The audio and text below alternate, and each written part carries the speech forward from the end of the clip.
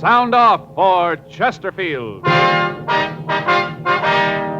Chesterfield, the only cigarette in America to give you premium quality in both regular and king size, brings you Dragnet.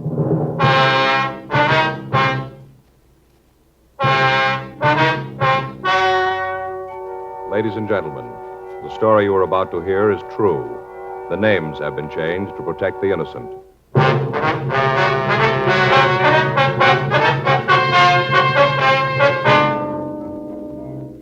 You're a detective sergeant.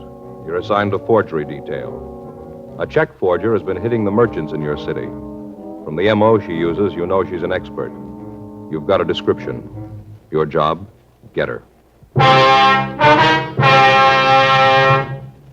There's only one premium quality cigarette in America, available in both regular and king size, and that is Chesterfield. Premium quality in a cigarette means the world's best tobaccos, the best ingredients, the best cigarette paper. Only Chesterfield gives you this premium quality in both popular sizes. King size Chesterfield contains tobaccos of better quality and higher price than any other king size cigarette. That's certainly important to every king size smoker. Of course, it's the same fine tobacco as in regular Chesterfield.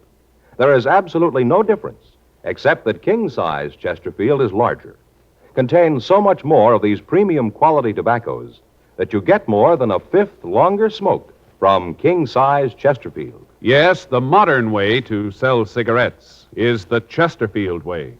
Premium quality, both regular and king size. And either way you like them, Chesterfields are much milder. Chesterfield is best for you.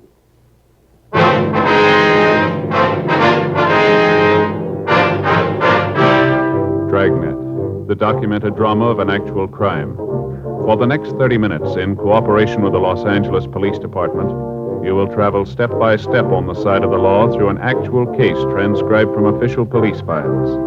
From beginning to end, from crime to punishment, Dragnet is the story of your police force in action. It was Wednesday, February 6th. It was cool in Los Angeles. We were working the day watch out of forgery detail. My partner's Frank Smith. The boss is Captain Welsh. My name's Friday. I was on my way back from the forgery office, and it was 10:22 a.m. when I got to the mug room. I'm sure about it, officer. If I ever see that woman again, I'll know her. Don't you have any doubt about it, I'll know her. Yes, ma'am. Now, if you'll just look through this book, please. Have you seen anyone who might be the woman, Miss Parkinson? No, not yet, Sergeant, but if she's got her picture in here, I'll find it for you. Never forget that face. So sweet and kindly. Sort of reminded me of my mother, rest her soul. I think that's why I cashed the check for her. I never would have done it if there hadn't been something like that. Yes, ma'am.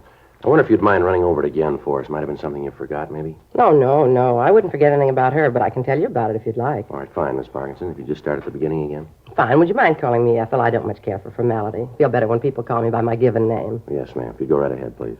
Well, this morning's when I found out about it. Like to keeled right over when the check came back from the bank. Opened up the other mail, mostly from people who want to sell me things for the store, and there it was. Letter from the bank with a check inside. Stapled to one of those forms, you know, the kind they just check with a pencil. Uh-huh. Well, like I said, there it was. Place that was checked said the account was unknown. Well, you can just bet I got on the phone and called the bank people. Yes, ma'am, I understand. I told them they'd made some sort of mistake, that they'd better set it right. I was so sure that she wouldn't do a thing like this. Well, you know how banks are. They said they'd check it for me, and I waited on the phone while they did. And they said it wasn't any mistake. Well, you can just bet that I was hopping mad. Yeah, well, what kind of identification did the woman use to get you to cash the check? Well, she had several letters from her son. At least that's who she said they were from. I just bet she hasn't even got a son. And, sir, I'll bet she hasn't. Well, do you usually cash checks with that little identification? No, I don't, as a rule. Usually ask for a driver's license and a Social Security card. Figure that if a person's got one of those, that means that he's working. Figures that the check is good. Mm-hmm. Well, that's not always true, you know, ma'am. Don't I know it now? You just bet I do. Last time I'll cash a check for anyone that I haven't known for 10 years. Mm-hmm. Had you seen this woman around your store before this time? I've been trying to think about that. The shop isn't very big, but we do a pretty good business. Sometimes there are several people waiting. Get in a hurry, you know, and you aren't sure who you talk to. Yes, ma'am. Seems to me I've seen her in the store before, but when I stop and really think about it, I'm not too sure. You know how that is? Yes, ma'am, I do. But when you boil it right down, I don't think I have seen her before. She just had one of those faces that you figure sure you know. Looked like such a lovely person. I see. About how old do you figure she was, ma'am? Well, like I said, I guess about 62, maybe a little older. Uh-huh. Might have been 65. Not much over that, though. Such pretty hair. Pure white, had it fixed in a real soft wave over her forehead. Old-fashioned kind of. Wore it in a bun, you know. Ma'am? Bun. Had the hair all rolled up and then pinned up back. Here. Back of her neck. And it was white, you say? Her hair was white? Yes. Looks so nice to see a woman act and look her age. So many of them try to look younger, you know. Yes, ma'am. How about her clothes? Oh, she was well-dressed, had a sort of teal blue suit on, a black coat. Looked kind of like it might have been cashmere. Looked real nice. Little string gloves and all. You say she was a small woman, is that right? Yeah, she was little. Stood real straight, shoulders back. But she was a little one, not more than 5'1" or maybe 2. Mm-hmm. Would she be slight or heavy? Beg pardon? Well, how much would you say she weighed? Maybe 100 pounds. Say she wasn't much heavier than that. No, sir, 100 pounds. Was there anything unusual about her, anything that might make her stand out? No, I don't think so, except maybe it was the perfume. Ma'am? Perfume, how you kind of expect a little old lady to wear something kind of mild like violet, maybe. Something light. Yes, ma'am. Well, she had a real heavy perfume on. Smelled kind of like a French scent. Real heavy, like I said. It was one thing I couldn't figure out. What's that, ma'am? Well, she did have nice clothes and all, but all in all, she didn't look like she had a lot of money. Just moderate, Mm-hmm. Well, that perfume must have been expensive. Must have cost a lot. Well, I guess she's making enough to afford it, ma'am. 10:34 a.m. Mrs. Parkinson continued to look through the mug books. She was unable to identify the woman who had passed the bad check. The merchants of the city had been victimized for the past 3 weeks by a forger. All of them described her as a kindly old lady using letters from her son in the East as identification. Frank and I had run the description we'd gotten through R&I with no result. The stats office had made several runs on the M.O., and all leads furnished by them had been checked out, but they led us nowhere. We'd obtained copies of the forged checks, and they'd been processed by Don Meyer in handwriting, but he'd been unable to offer us any new information. The names on each of the checks were different. We checked each of them out, but the leads went nowhere. All of the stores in the central area had been alerted. Descriptions had been distributed to the neighborhood merchants, but the check passing continued. We checked with our informants, but they failed to come up with any information. 2 weeks passed. The woman hit 12 more times. Her take was estimated to be over $2,500. The checks she passed were always for the same amount, $50. When it seemed necessary, she would purchase merchandise in order to cash the check. The articles she chose were in a price range so that the store owner would often cash the check rather than lose the sale. Thursday, February 21st, 8:34 a.m. Frank and I got back to the office. I'll get it. Forgery, Friday. Yeah. All right, where? How soon? All right. No, we'll see you there. What is it? Harry Allenson. Informant? Yeah, says he wants to see us right away. Yeah. Says he knows the woman we're looking for. The working detective knows that he's usually only as good as his informants. Quite often, when all other means of bringing a case to a successful conclusion have failed, the only thing that'll break it is information supplied by an informant. A detective will protect his informant. For as long as the informant can operate, the detective is assured of a steady flow of information. 9:45 a.m. Frank and I drove over to the coffee shop at the corner of Crawford and Spring Streets. Harry Allenson wasn't there when we arrived. We sat down and ordered a cup of coffee. Oh, that's good and hot. Yeah, it is. Hey, pass the sugar, will you, Joe? Yeah. There you go. Thanks. Okay. Wonder where Allenson is. What time did he say he'd be here? 9:45. Well, it's only a couple of minutes after that now. He'll be here. Wonder how right his story is. What did he tell you on the phone? Well, nothing, just that he knew what we were looking for. Said if we'd meet him here, he'd fill us in. There he is. Oh, yeah. Righty, Smith. Harry? Sit down. Yeah. Sorry I'm late. Got hung up in traffic. Oh, you got a car now, Harry? No, missed my streetcar. Had to wait for another. Say, you guys had breakfast yet? Yeah, we did a little earlier. You mind if I have something to eat? No, go ahead. Where's the waitress? Well, she was here a minute ago. I don't see her now. I'll go get her myself. Sure you guys don't want anything to eat? No, thanks just the same, Harry. Okay, be right back. Well, here we go again, Joe. Yep. Last time we met him, his meal cost $2.50. How much dough you got on you? Oh, I got a couple of bucks. How are you fixed? Well, not much better. Let's hope he doesn't order too much, though. How about some more coffee for you guys? No, thanks, Harry. Chow will be up in a minute. All right, how about this information, Harry, about the paper hanger? Oh, yeah. Funny the way I got it. That right? Yeah, I was up in Jack's bar last night. You know, just having a beer, shooting the breeze. All of a sudden, this old girl comes into the place. Kind of set everybody back on their heels. Looks so nice. Yeah, go ahead. Well, she slides up on one of the stools and orders a drink. Even Jack was taken in. Changed his apron and all. Anyway, she climbs up on the stool and orders some sherry. Made a big thing of it. How do you mean? Well, Jack started to pour some of it for her, and she stopped him. Said that she wanted California sherry. Said she didn't want any of that imported stuff. Said her family was one of the first ones in the state and that she believed in using homegrown products. She was kind of cute about it. Real little woman perched up on that stool. Looked a little like a cartoon. You know, the ones with the little old lady guzzling martini. Yeah, uh-huh. Oh, say, hold on a minute, will you? My food's ready. Be right back. Okay, Harry. How do you like that guy? It takes him 5 hours to get a point Well, over. there's nothing you can do about it, Frank. He's got to tell it his way. Well, I suppose so. Nothing like a big breakfast.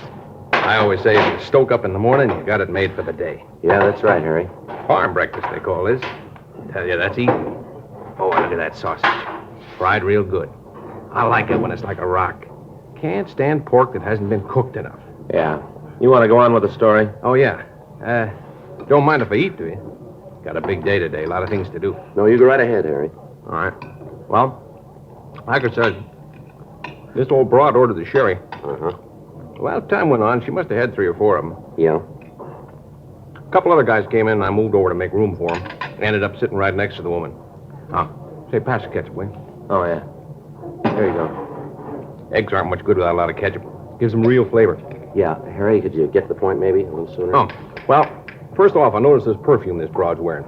Well, now I tell you, it's been a long time since I smelled anything like that. Real heavy. Like the stuff they sell in France. Yeah. Didn't fit the woman. No, sir, didn't seem to go with the rest of her. I tried to strike up a conversation, you know, talked about the weather, stuff like that, but she wouldn't have none of it. She didn't actually tell me, but I could tell the way she answered me, you know, kind of cool. What makes you think she might be the one we're looking for? The way she looked, the way she worked. What do you mean the way she worked? Well, I'm getting to it.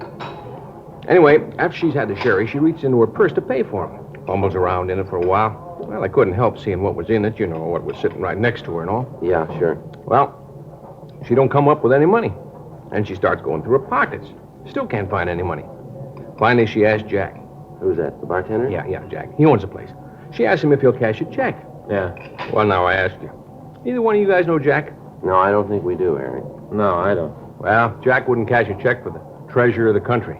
Not even if he had the president to vouch for him. Been stung too many times. Yeah. Well, this old gal gets to him, see?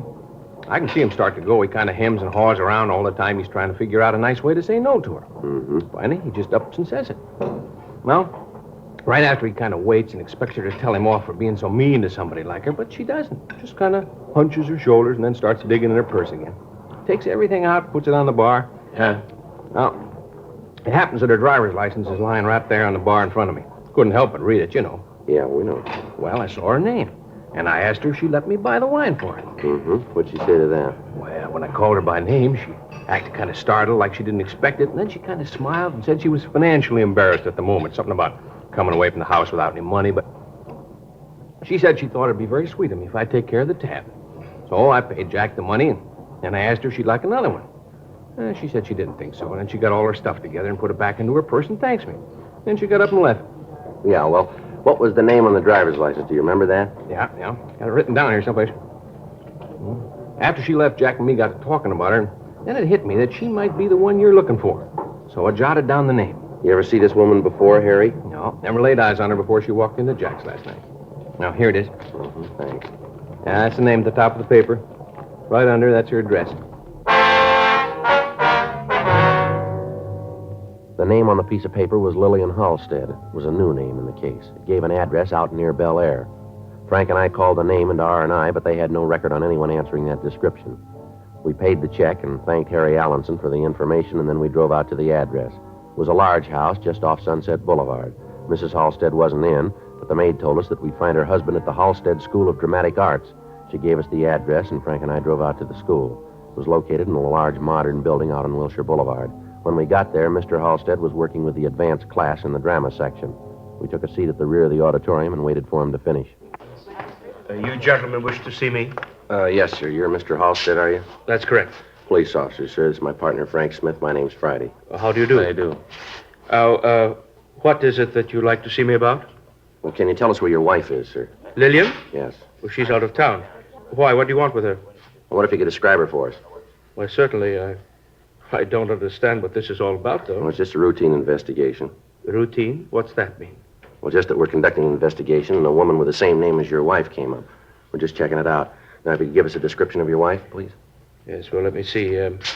Lillian's 36. Yes, I would say she's 5 feet 6 1/2 inches. Weighs perhaps 130 pounds. Mm-hmm. What color's her hair, Mr. Halstead? Well, before she left, it was sort of an auburn. Lillian said something about dyeing it red. Might have done it since she's been gone. Where's your wife now? She's back in Washington. They're holding a drama festival, and she's back there looking it over. Do you have a picture of your wife here, Mr. Halstead? Yes, sir. I have one on my desk in the office. What if we take a look at it? Why, certainly. You can go out this way. Fine, thank you. Here, down this way, please. Thank you. You tell me what this investigation is that you're working on. Well, no, sir, not right now. We can't. Oh, you can. Cloak and dagger stuff, eh? No, sir, it's not exactly that. Oh, here, I'll get the door for you. Thank you. It's right this way. Excuse me a moment. All right, here. Here's the picture. Lovely woman. Been a great help here at the school. Yes, sir. How long ago was this picture taken? Several months ago, I believe. Mr. Halstead, how long has your wife been out of town? Perhaps a week, 10 days, perhaps. Something like that. Mm-hmm. Does your wife drive a car, Mr. Halstead? Yes, sir, she does. Oh, I understand. The license. Sir? Lillian's driver's license. That's what you're here about, isn't it? Well, I don't understand, sir. Oh, you don't have to be cagey with me. Lillian lost her driver's license some time ago, asked me to get her a new one. I didn't quite get a chance to do it. You found it. That's it, isn't it? No, sir, that's not. We think your wife's license has been used as identification by some check forger. Do you happen to know where your wife might have lost the license? Why, no, we don't know exactly. It must have been about 3 months ago. She says that she dropped it here at the school, but I've looked all over for it, haven't been able to find it. I think she just left it someplace. She's terribly careless about things like that. Yes, sir. Is this about the old woman that's been forging the checks? Why do you ask that, sir? Well, that's another thing that I've been meaning to call you about. I was reading the paper one night, and all of a sudden it hit me. Sir? Well, I could be wrong, but I think I know the girl who's doing this.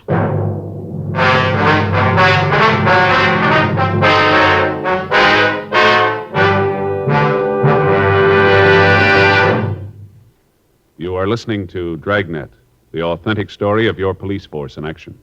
The modern way to sell cigarettes is the Chesterfield way.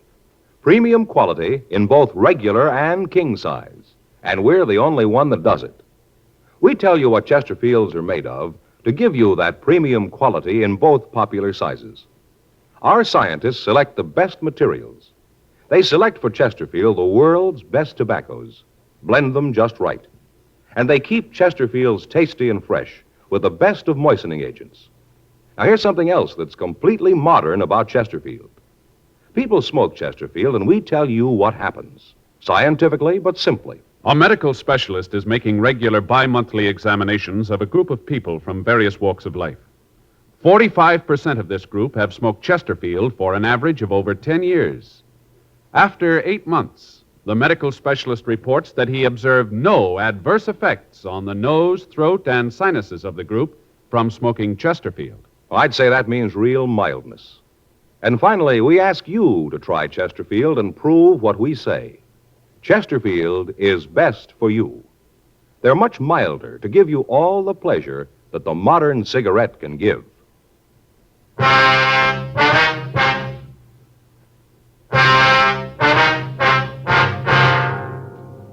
2:37 p.m. We ran the name Bert Halstead through R&I, but we got no make on anyone answering his description. Halstead told us that he thought we might be looking for a girl he identified as Peggy Small. He told us that the Small girl had enrolled in the dramatic school over a year before. We asked him if he had a picture of her that we could have, and he told us that he thought there was one in the files. He took us down the hall to the registration office and checked his files. He located a picture of the girl and handed it to Frank. Just why do you think this might be the girl we're looking for, Mr. Halstead? Well, it's the oddest thing, officer. Peggy. Oh, that's Miss Small. Yes, sir. Well, Peggy came to us about a year ago, as I said. She came out here to the coast from some little town in Idaho, I think it was. I'd have to check her entrance application to be sure, but I think it was Idaho. Yes, sir. Well, instantly I knew that this girl had talent, real talent, deep down, talent. Right off the bat, she had the feel. Would have been a fine character actress. Why do you say would have? She didn't want to work. Wasn't interested in anything but learning how to be an old woman. Sir? All she was interested in was learning to act like a little old woman. Oh. Now, we have a theory here at Halstead. Don't act, live. She did just that. Learned the makeup problems, dress, walk, everything. She even used to practice writing like a woman of 60 or so. I used to see her practicing by the hour. Did she ever give you any reason for all this? No. I asked her once, but she said that this was the way she wanted it. Now, I thought that she was trying to tell me to keep my nose out of her affairs in a nice way, so I didn't ask her again. Mm-hmm. Now, we have presentations here, Each term, the class presents a play that's been written and produced by the students themselves. Yes, sir. Peggy would always do the oldest female part in them. Never was interested in anything else. She had several good offers, but for some reason she did not take them. What do you mean by that, sir? Well, one night a talent scout from one of the majors came out to see our play. Well, He what? was quite... Majors, the studio. Let's see. He was quite impressed with Peggy, offered her a term contract, good money. She'd have done well, but she just was not interested. I just can't understand it. Well, do you know where she is now? No, officer, I haven't seen Peggy since she left here. That was about 4 months ago. Wonder if you could tell us where she lived when she was enrolled here. Certainly. I have the address on her enrollment card. Well, that's fine. We'd like to have the names and addresses of any of her close friends, too, if we could. Oh, certainly glad to help. You think it could be her, Peggy, the woman you're looking for? Well, it could be, yes, sir. Odd. Now, I got to thinking about it when I read about it in the papers. Right away, it made me think of Peggy. How she used to talk about acting. Well, how's that, sir? Well, she used to always say there was only one reason for doing anything, and that was to come out on it. That was the trouble with most people. They just didn't know where they wanted to end up. But she knew where she was going. Well, maybe she was right. I beg your pardon? If she's the one we're looking for, we know, too.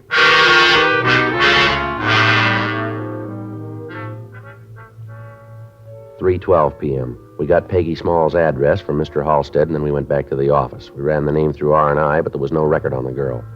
4:02 p.m. Frank and I drove out to the last known address of the Small girl. It was a boarding house on 92nd Street.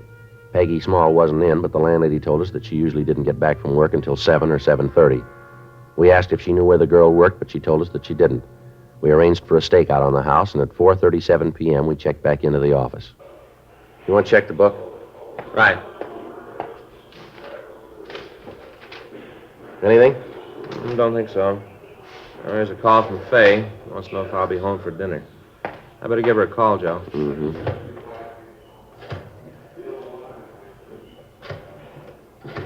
Faye's getting a little hacked at me. Oh, is that so? Yeah. Last 3 nights she's waited dinner for me and I didn't make it. Mm-hmm.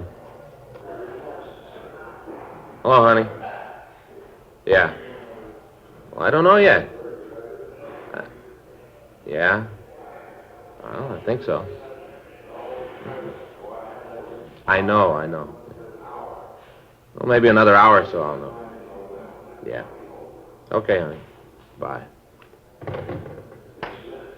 If I don't make it tonight, she's going to scalp me. I get it. Forgery, Friday. Yes, ma'am. What's that address again?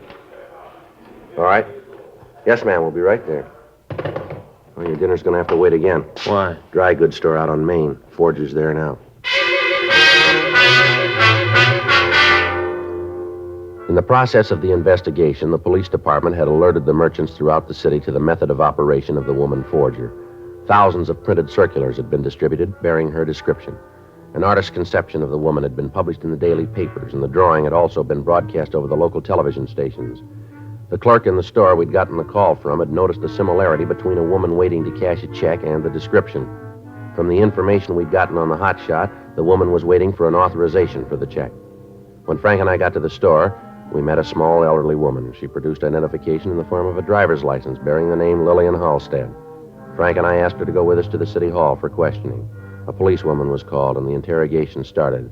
One look at her, and you could see that she was covered with a heavy makeup. I want you gentlemen to know that I resent the implication you're making. The idea of trying to make me out a vicious criminal.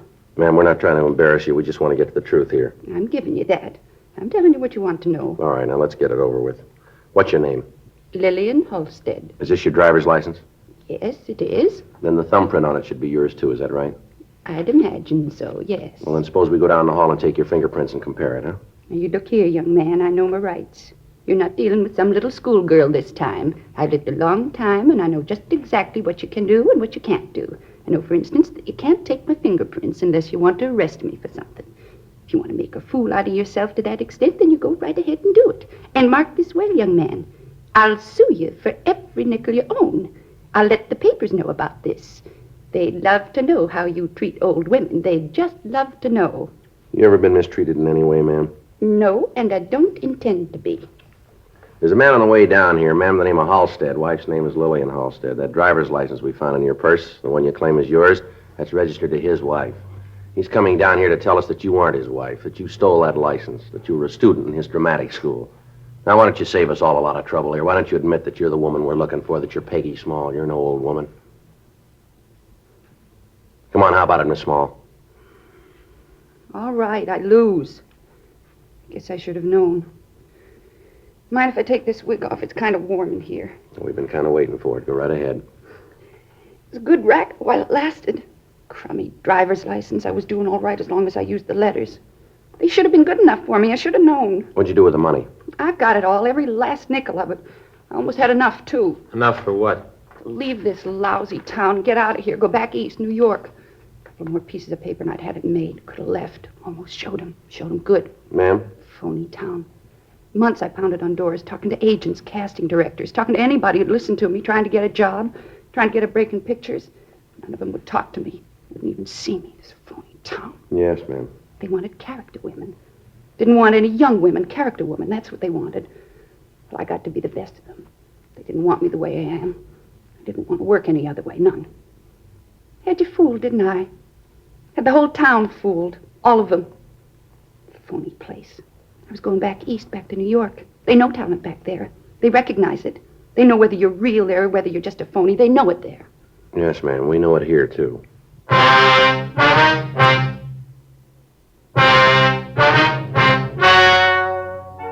The story you have just heard was true. The names were changed to protect the innocent.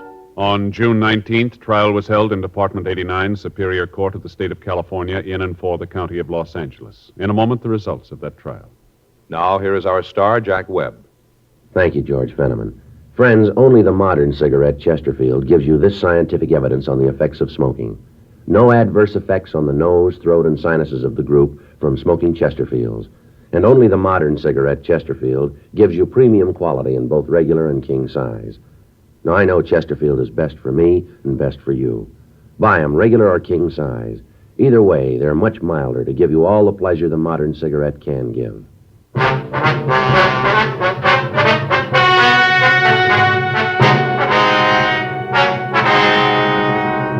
Peggy Janice Small was tried and convicted of forgery, 10 counts. She was sentenced to the California Institution for Women at Corona, California, for the term prescribed by law.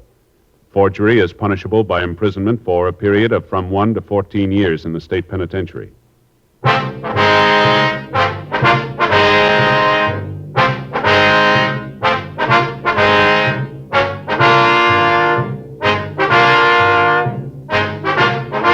have just heard Dragnet, a series of authentic cases from official files. Technical advice comes from the Office of Chief of Police W.H. Parker, Los Angeles Police Department. Technical advisors, Captain Jack Donahoe, Sergeant Marty Wynn, Sergeant Vance Brasher. Heard tonight were Ben Alexander, June Whitley, Jack Crucian, Gene Tatum. Script by John Robinson. Music by Walter Schumann. Hal Gibney speaking. Sound off for Chesterfield. Either way you like 'em, regular or king size, you'll find premium quality Chesterfields much milder.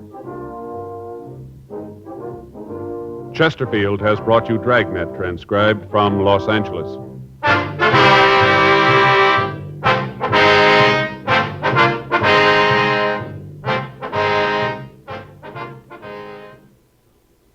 Tonight, it's Adventure with Barry Craig, confidential investigator on NBC.